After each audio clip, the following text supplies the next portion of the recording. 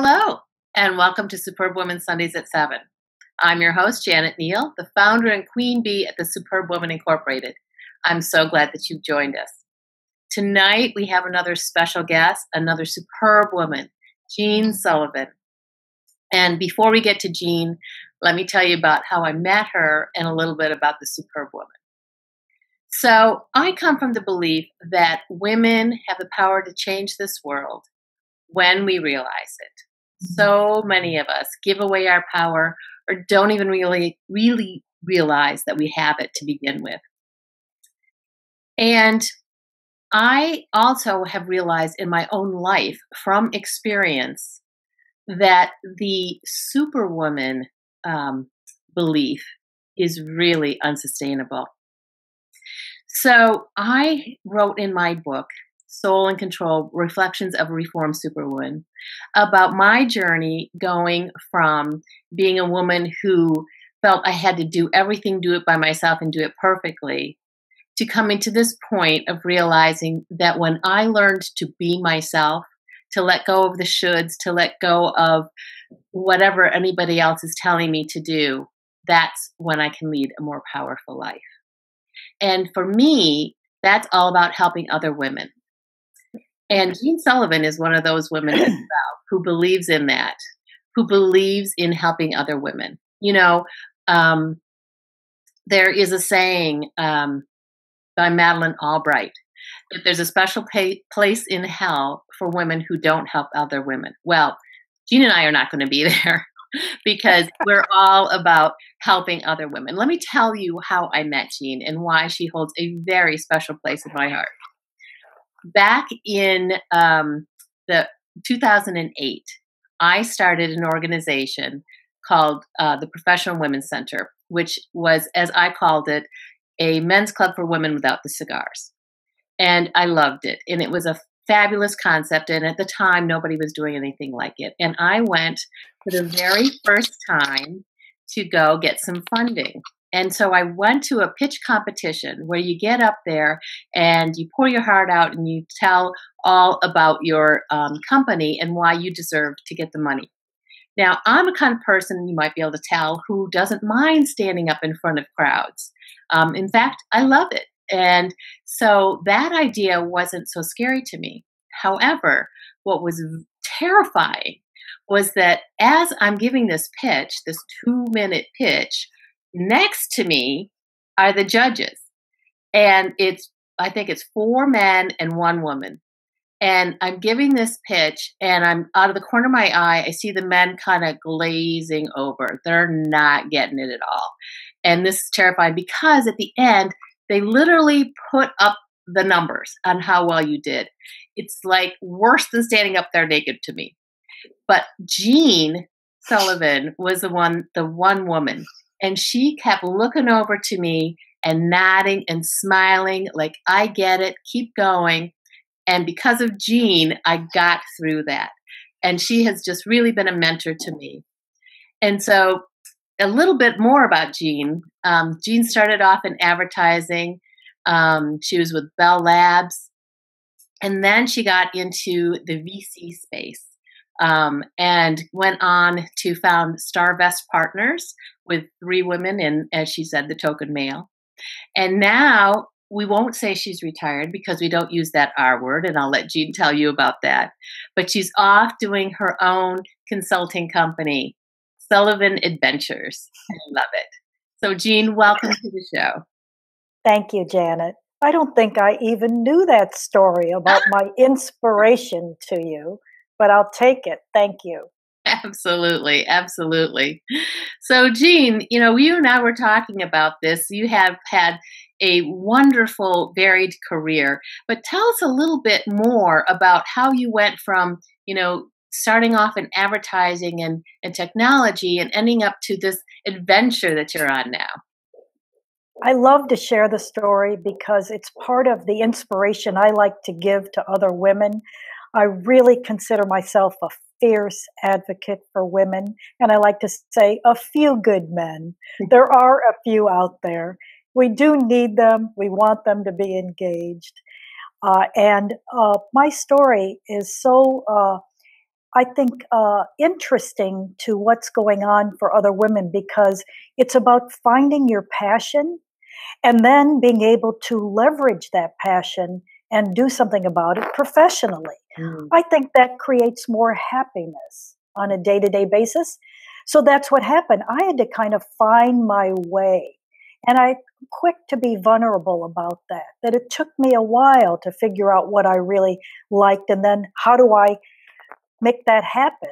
And so I like to share with other women, especially, that the earlier you figure out your passion and then you understand the choices out there, the better. And that is what happened to me. But fast forward, let me just tell you, only about 6 years ago did I learn about the issues related to women and what's going on for women. Here's what happened. I have been part of many groups that care about women and supporting them, access to capital, educating them for what you need to know if you're an entrepreneur. Mhm. So they started to call us at StarVest, where are the women? How come there aren't more women investors? Why aren't there more women angel investors? Why aren't there more women on boards in the C-suite? Mhm. And so I had to really understand the research, and I become a real student of what's going on. Well, I became appalled. I had no idea that this gender bias even existed. This is important to mention because guess what the research shows? Even men, many men do not understand gender bias in the workplace. And once they find out, they actually want to do something about it, many of them. And so my point is that once I turned on to the knowledge about the research, got on fire and I am determined to do something about it and change the game for women because we are 50% of the world, but we're missing that whole second half. And we could be so additive. Talk about wealth creation. Yeah. And so it's very exciting to be able to change the game. And thank God there are now many of us who are trying to do that. Excellent. Excellent. So, a couple of things. You said it took you a while to figure out what your passion is. How did you go about doing that? Yes, so a couple of things happened. First passion was finding how to leverage my inner geek. Even from a kid, I've been a geek. I was entering science fairs in fifth, sixth, and seventh grade. Wow. I didn't, they didn't talk about STEM back then, Hmm. but if I were in third or fourth or fifth grade today, I would have leaned to that in a minute. Mm. In my next life, I will have that pedigree of that computer science degree, and I love to share to audiences that I'm going to have that brass rat, which is the ring you get when you go to MIT. So I long for that kind of official pedigree, but I definitely was around the tech business. I'm still so curious for learning about it. And I found it fascinating. So I've been part of the tech scene since the beginning of time, which is really about 1980. And the second the first PCs came out, I ran to them and learned how to use them and Mm. have had an email address that long.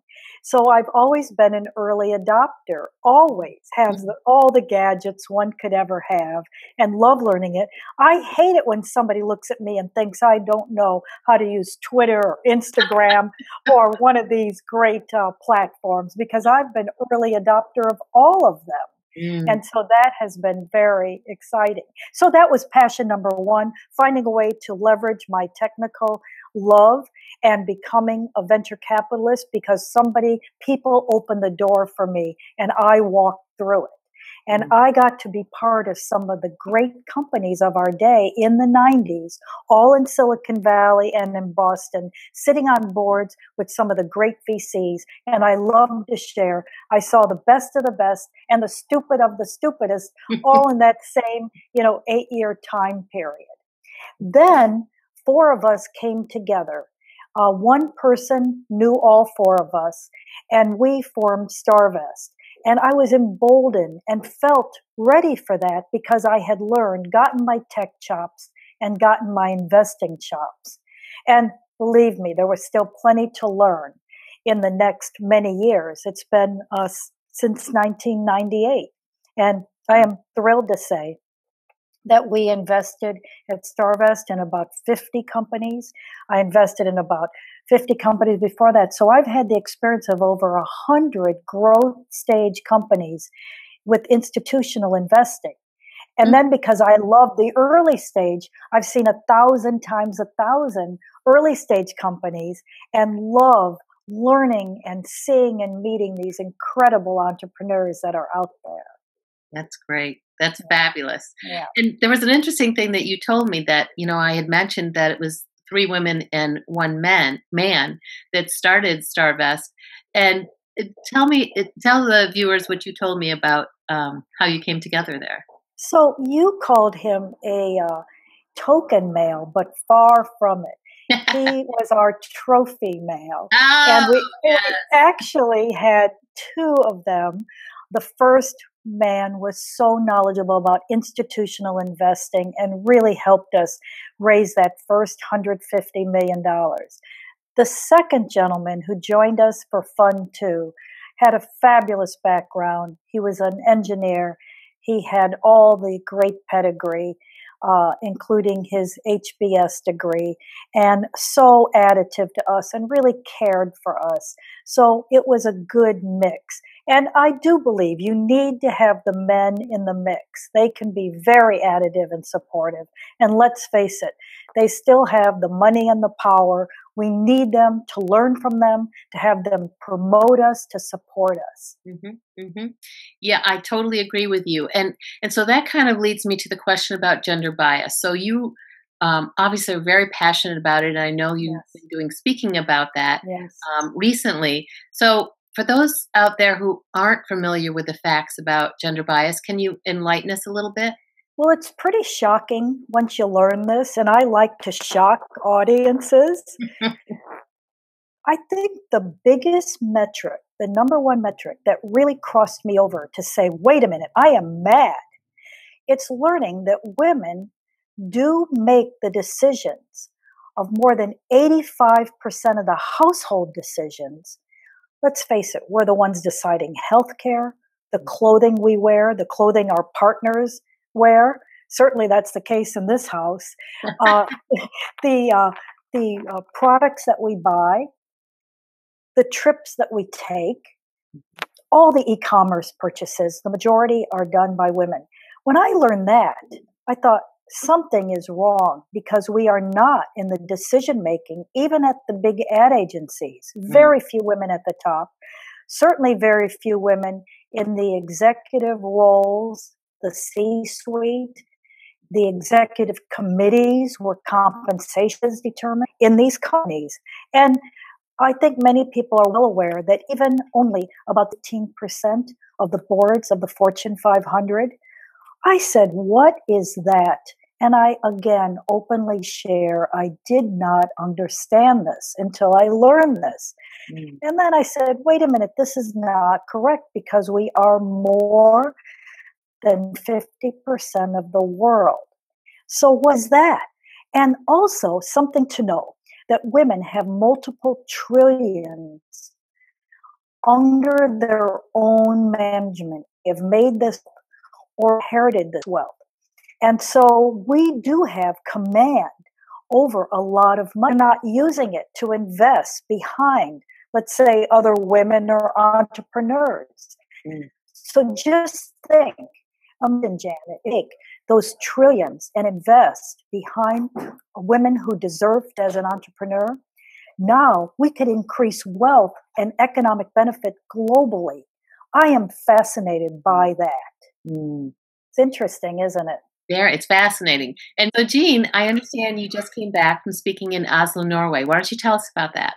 You know, the Scandinavians are just amazing. They are way ahead of us as far as this notion of gender equality. And there's something called the Gini Index, Gini, which measures how countries view equality. And they, meaning the Scandinavians, especially Norway, have one of the lowest scores you could possibly have. So they have a very equal view about people. They were the first country to pass quotas for women on boards and passed a quota of 40%, and they exceeded that within 7 years. Oh, that's They amazing. also give a year off to men and women when they have a baby. Isn't that something? It is. And so they do not understand why other countries are hung up about pay or about how they view each other. Mm. So plan B for Norway is to become entrepreneurial. They found a lot of wealth in 69 when they found oil. And that oil is not going to last forever, and they know this. Plus, oil is way off, more than 50% off its high. Mhm. So they want to become entrepreneurial. And so I spoke on a number of issues related to becoming entrepreneurism and showed them that New York was actually nowhere a decade ago. And now we are one of the greatest tech centers. And here's what we had to do to get somewhere. Mm. Oh, that's fabulous. And you said you judged some competitions while you were over I there? was head of 100 pitch contest, head Wow. of the jury. It was thrilling. Some of my colleagues were dynamic VCs that are in uh, the Scandinavian countries, and even met a great guy from 500 startups. They're setting up shop there. So Mm. there's definite action. Excellent. Excellent. So, Jeanne, I like to talk about my experience in working with and meeting amazing, superb women. That I find that there's some commonalities between them. One of them is this that they've realized that they can't do it by themselves. So, who's helped you on your journey? There is no doubt people along the way opened the door for me so that I could walk through it. Mm. And I know that I love doing that for others, to connect them, to show them the way. What good are all my ideas, connections, and experience unless I use them? Right. And so I proudly do that. And there's no doubt the door was open to me to my first venture world. I'm so appreciative of a wonderful guy who's in the business. The door was supported for me at Bell Labs by an incredible woman CEO that we had of our group, who promoted me, who supported me, who had a great sense of humor, which I think is critical for success. And then, in our partnership, we supported each other, aiming to just do as well as we could for our limited partners. So, all along the way. And then, since for many years now, I've been on the board of trustees of ASTIA, which is just one of the great groups supporting and funding women. And they have opened the door for me and shown me the remarkable research around women, around gender bias, about what's happening. And they are so supportive as a team, as is many of these terrific groups that I'm part of. So many wonderful groups. I love these women and men that are part of these Mm. teams.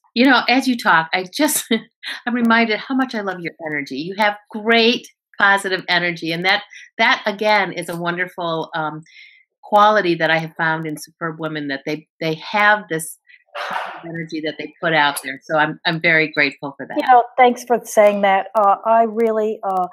I had an incredible mother. I'm the oldest of 8 kids. Wow. And you know what? That's very important to my journey Mm. because I'm supported by my 7 brothers and sisters and my wonderful, large Italian family.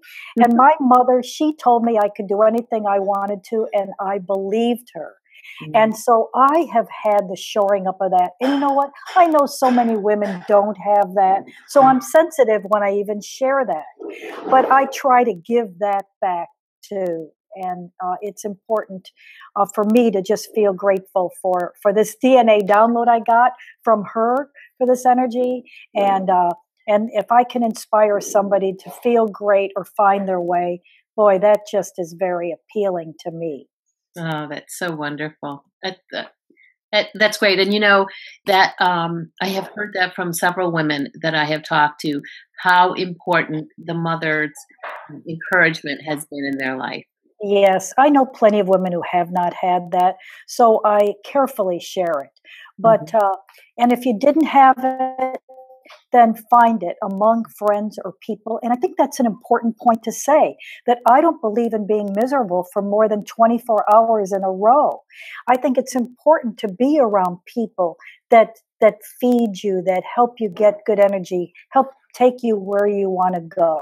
Yes. And that's another thing, that women have a hard time both figuring out how to develop and then use their business networks. So I really believe in that. If you've got a great idea as an entrepreneur, surround yourself with a personal board of advisors.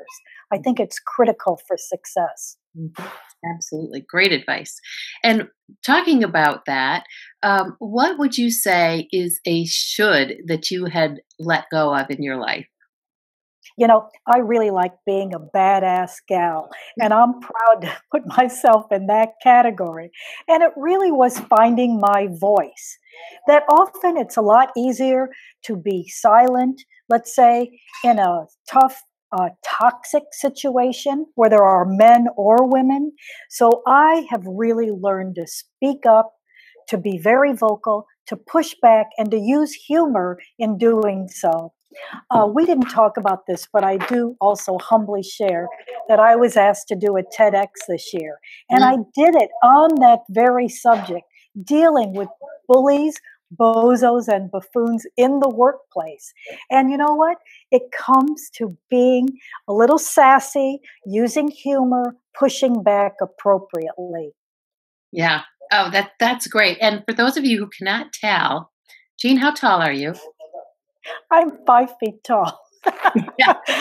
Or at least I pretend I'm 5 feet tall. I think one of my biggest compliments is when I meet people, they say, "Oh, I did not know. I thought you were tall." So I like that. My Yes. next life, I'm going to be tall also. A tall MIT graduate. That's better. Yes, yes. So, Jean, tell us, besides what's coming in your next life, how about this life? What are you doing these days? Tell us I more about really, I your adventure. really, I really am having fun. I'm on the speaking tour. One of my favorite things is to do a keynote and then maybe a workshop the next day to support that. I'm part of some great initiatives at Barnard, and I did a 2 hour workshop for them on the entrepreneurial spirit. What is that? How do you get it if you don't have it? You know, what can you do with that? And it was all about finding your passion and then leveraging that. Something else I'm doing that's great fun, I'm showing people 50 plus how to find their second and third act. And is that thrilling? Mm, Because so many people, there are 75 million of us that are baby boomers, 50 to 70. We're not going to stop. We're going to keep going. And that's exciting. And so we want to make money. We want to leverage our talents. We could be on the C-suite or on the advisory board or the board of these millennial companies. And so that's really important. And I think that it's fun to share that and show people the way. that's excellent. Excellent. Well, I have no doubt that whatever you do is going to be full of fun, energy, and really sound advice. Well, thank you for that. I've had a world of great experiences. And what good is it if I don't share it? So thank you for that, Janet. Thank you. So we're just about out of time here, Jean. I just want to thank you again for being my guest tonight, and again for being a mentor to me as well. Thank you, Janet. Continued best to you and to many in your audience. Thanks for this opportunity. Thank you, Jean. And for those of you who are out there, at the end of this, you'll get see a slide that will give us information on how to get a hold of Jean and learn more. Right. And also, you'll be able to see more information about my website, thesuperbwoman.com, and our new platform, the Tribe of Superb Women. We all need our communities to help us through, and this is a great way to be able to do it on an online basis. So please check that out and come back next week for another edition of Superb Woman Sundays at 7. Until then, have a superb week.